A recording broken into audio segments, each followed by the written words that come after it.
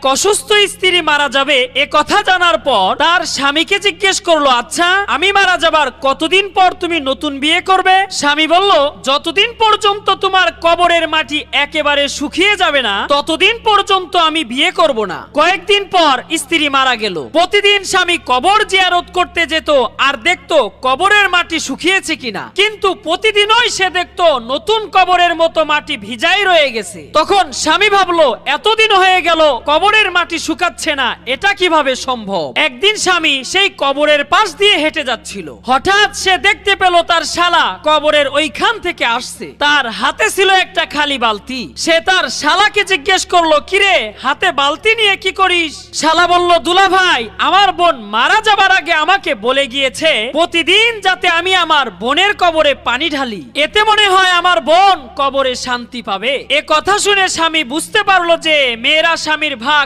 কাউকে দিতে চায় না, এমনকি মৃত্যুর পরেও না।